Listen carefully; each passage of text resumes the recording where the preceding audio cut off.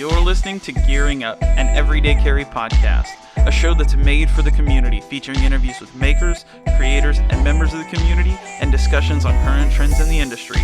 Follow along as we talk about life, gear, hobbies, and more. And be sure to stay tuned for new episodes every week. What is up? What is up? Hello everyone, welcome back to Gearing Up. I am your host, Greg.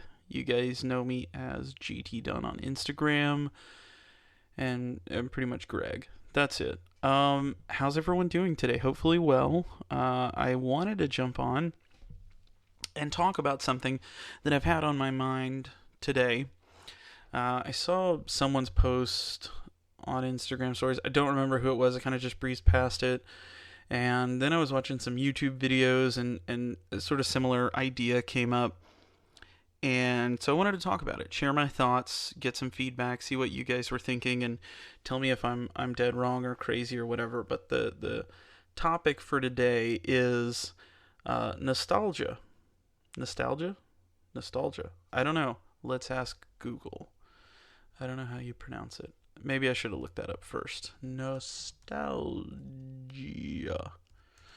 Google's always really good. They've got this right here. Hang on. Nostalgia. I don't say it like that either. Nostalgia. Anyways, you guys get it. You know what I'm talking about. And I'm probably going to say that word so many times that it just starts to sound goofy. So just bear with me.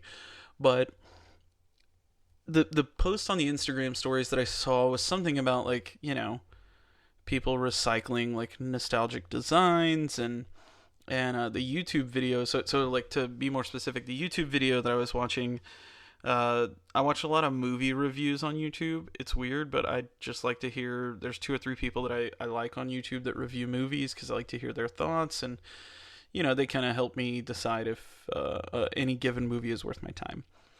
And they do trailer reactions too, and I don't usually watch those, but I'm a big Jurassic Park fan. Really love the first one. I've never read the book, so don't ask, but I like the first one. A lot of good, you know, happy memories with Jurassic Park from when I was younger, and the toys. I remember the toys were awesome, and I even watched I forget what the show's called on Netflix, but I think it's called The Movies That Made Us. If you haven't watched that, it's a really great series where they dive into all these different sort of like pop culture movies, like Die Hard and Home Alone and all that. And they talk about sort of the story behind making them and how they actually came to be, and like all the struggles they went through. And I believe Jurassic Park was one of them. And so I'm a huge fan. I like the show or the movie, and all of the sequels. Like, I'm really hard to displease. I'm easy to please with movies, right? And so 2, 3, Jurassic World, Fallen Kingdom, whatever the others are called, like, that's fine. I like them fine, but I love the first one. Like, I could watch it over and over again. And they were doing it anyways. To get back to the YouTube video, they were doing a reaction video to the latest trailer for the newest Jurassic Park, and somebody on there was just like, I'm just so sick of nostalgia. I'm so sick of, you know, all of these references back to things that were really great, and we're kind of just milking them. And then, of course, so I start looking up, you know, and there's there's a Reddit post from like 4 years ago, and this user said it perfectly. He's like, I've finally been pushed to where I feel absolutely nothing for reboots, remakes, re-releases. I'm tired of recycled ideas. Just because it worked years ago doesn't mean it needs to keep going. And there were a few other articles that I pulled up that kind of shared those sentiments. But anyway, so this was on my mind, and I was like, you know, there's a trend I've seen lately in the everyday carry community, and I kind of wanted to, you know, talk about some of the parallels there, and some of the things I like, some of the things I don't like, and for the most part, like, the nostalgia factor in the everyday carry community with, like, Ranger eyes and stickers and well, it's really just Ranger eyes and stickers mostly. There's some, like, you know, hardware designs like Nux and stuff that kind of feed off of those older designs. A few beads come to mind, but I think for the most part, like I really like it in the community. It's just subtle enough. Like I'm a big fan of like I feel like there's a company that does this, but I really like subtle nods to pop culture stuff and things that I'm into, right? Like so I don't know that I'd ever wear a Jurassic Park t-shirt, but I might wear like an InGen t-shirt, which is like one of the companies involved in Jurassic Park if you've never seen it. Um, or like I would never wear a shirt that says The Office on it, but if someone sent me a Shroot Farms Beet Farm shirt, like yeah, anyways, point being, I like subtlety when it comes to nostalgia, I guess, and that's something that like for the most part, the stuff I've seen in the everyday carry community is has been really kind of cool. Like I like nerding out. I like things that take and this goes back to kind of the conversation we had in the last episode and that I've had in episodes past, but like I'm okay when something is sort of paying tribute to or pulling inspiration from. Now, if you're taking, an image from pop culture that was popular when we were kids, and you're just making it into a patch like without any sort of artistic input or change, like I think that's where I sort of have the problem. And I see a few folks doing that, but um, when I think of like people that are doing nostalgia really well in everyday carry, um, like two or three people come to mind, like Starco, Donnie Starco, shout out, buddy. Absolutely love like his vibe, it seems like it's like little nods, and like he'll throw his logo on some old screenshots, and like it's just dope. I really like what he's doing, and it fits. Like it fits really well. It works really well. It's not patronizing. It's not overdoing it. Um, so yeah, Donnie comes to mind, and then Castle Grayscale. So I know it's Mark and one other guy. I apologize for blanking on your name right now, but Castle Grayscale. Again, this is a podcast where I talk. Sometimes I mess up. Castle Grayscale has been doing some really dope, like Nintendo, retro Nintendo inspired stuff, and I've got a couple of them in my personal collection. Huge fan of them, man. They've got the patch with their little logo that looks like a Game Boy cartridge and a little Game Boy, and like to me that's dope. It's just a nice subtle nod, and what's great about stuff like that is people that don't know everyday carry know what those things are. So I guess that's sort of the real plus there, and it's actually opened some doors. Folks will say, "Oh, that's a cool little Game Boy pouch or patch," and then that sort of opens the door to like talk about it more. So yeah, I mean, I guess my whole thing with everyday carry and nostalgia, um, I'm a fan. I'm a fan of what I'm seeing. I like the little nods to some of the stuff that I thought was really cool when I was growing up.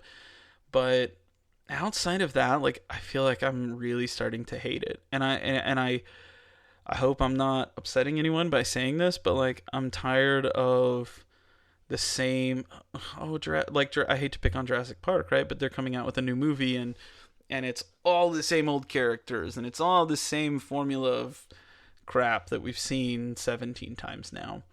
And I guess the entertainment industry is like its own beast, and it has its own flaws with what they're putting out, but like man, we're remaking everything, we're rebooting everything, we're repurposing everything, and it's almost exhausting. Like just and I've gotten to the point where like I just don't have any interest in keeping up. I heard the new Ghostbusters was good, but I'm out. Like I just don't care. Um and I'm curious if I'm like the weird one. Like I mean obviously like you could also make the argument like some of the newer stuff that's coming out, it seems like there's less and less original content. Marvel movies, I love them. I go see everyone. Spider-Man No Way Home is amazing. It was a great movie. I love that whole like series and franchise and all of that, but at some point it's sort of just like, okay, we've seen this before. I need, and again, this is coming from someone that I'm spending a lot of time on movies, and I apologize for that, but just coming from someone that like I'm pretty easy to please when it comes to movies, but I feel like we're seeing it kind of everywhere. Like same music over and over again, same movies over and over again, and I don't know. I see like, and I have Disney Plus, and so they're rebooting a bunch of old Disney shows, and it's like, bro, these people were 20 pretending to be 14 when I was 12, and now they're 40 and they look 40. Like, come on. Man, I don't know. I mean, like, it is what it is, I guess, but man, it's just nostalgia is one of those weird things, right? Like that it so I was reading this is going to sound super pretentious, but I was reading the Harvard Business Review. Let me see if I can find the article real quick. There was this great article talking about nostalgia and like how it's a powerful motivator, and how it helps businesses and companies and helps reduce turnover and all of these things. And I thought, wow, that's a really great like perspective, and it was interesting. But I think I'm just at the point where like I'm gonna keep my little subtle nods and my ranger eyes and my this bead or whatever. I like Damn Design says these cool Pac-Man beads. Like, what a cool throwback! What a cool design. But I just feel like in every other facet of life, like nostalgia is just getting kind of boring. Am I alone there, or am I crazy, or you feeling the same thing? Like you gotta let me know. But yeah, that's kind of it in a nutshell, right? Like that's all I wanted to talk about was just this idea of nostalgia, and I don't know, it was kind of on my mind, and I was just thinking like, okay, I'm not gonna get on here and just bash nostalgia, but we're seeing a lot of nostalgia, not just in entertainment and in pop culture, but in the everyday carry community too. And hey, listen, I am a huge fan of a really good throwback. Um, the whole adage of like, if it ain't broke, don't fix it. Like, that's fine. But I also like some of the new creativity that I'm seeing. There's some makers out there that are doing some really cool stuff, and I plan on doing a show like just dedicated to like makers to watch and creators to watch, because there's some really talented folks out there. But no, the makers that I wanted to shout out in this episode are really just Castle Grayscale and Donnie, for just kind of I just feel like they're all about that vibe, and like they're doing it right, and it's pretty awesome. Oh, listen, one last note on nostalgia. Oh my god, that was disgusting, and I'm so sorry that you had to hear that. Maybe I'll go edit it out. Probably not. Don't get your hopes up. No, I think one of the things that was like the nail in the coffin for me for nostalgia was Netflix just released Texas Chainsaw Massacre, and it's like it sort of did what Halloween 2018 did. I think is the year where they brought Jamie Lee Curtis back, and they kind of 86'd all of the lore for the show and the guy and all that stuff, and the guy Michael Myers. Anyway, so this Texas Chainsaw, it was supposed to be like a direct sequel to the original. And so I'm like, okay, like I like a good slasher, like let's check it out. And I watched it and I was like, right out of the gate, these cats are douchebags and they all deserve to get the chainsaw. And I don't want to feel that way about, the main characters in a horror movie. Like I want them to get away from the evil killer, but just going back through that movie and just rethinking it, like it was kind of like an embodiment of everything that I'm saying right now. Like there's some stuff they did right, but for the most part, pretty terrible. And I was sort of disappointed, and it was like, man, we see those throwbacks, and like, again, I fell for it. Like, and I guess that's the point, right? I was, oh man, Texas Chainsaw, that's going to be cool. And then it wasn't so much a throwback, it's just like a shitty sequel. And and I don't know, it was one of those things that bothered me. So I figured I'd jump on, get y'all's thoughts on nostalgia, like it, hate it, take it, leave it, whatever. Yeah, I'm curious to know what you guys think. Uh, that's really about it. Like I don't think I had anything else to talk about. I don't have much in the way of new everyday carry gear. I will share with you. I got a Mighty Pouch Plus from Garage Built Gear. You guys are never gonna believe this, but it's got pineapples. It's super dope. Matt was super awesome, and after I did the pouches episode, he was like, "I got to get some pineapple material." I was like, "All right, man, that's super dope." So I'm glad to have gotten my hands on one, and so I got the Mighty Pouch Plus. Of course, slapped all the Ranger eyes on it that I love, including my Whataburger Cup Ranger Eye. Go check out my feed if you haven't seen it. For those that are not Texas folk, Whataburger is a fast food restaurant here, and I'm not a Whataburger loyalist, but I do really love it, and it's really a Texas thing, or it was until they sold to a company that I think is based out of Chicago. So all of Texas wept that day, but it is what it is. Quality seems to still be there, so I'm not upset. Uh, yeah, so I got the new pouch, a couple new patches. Uh, that's really about it. Like my collection's not really growing like it used to. There's still a couple of knives that I have on my wish list. I really want to check out the Lumi from Justin Lundquist. I think it's a Civivi, and it's just a super super thin, stabby, pointy little flipper with micarta scale. Like it looks really dope, really nice profile, and everyone that I've talked to says it's pretty fidgety. And then I think that's really it. Of course, McNeese started selling replacement show side scales for the McBee, so I want to buy 17 of those and put them all, customize every single one of them and swap them out regularly. But I haven't done that yet. It's again still on my list, but otherwise, like the horizon's pretty bleak for everyday carry stuff for me. I don't have anything that I'm like thirsting after. The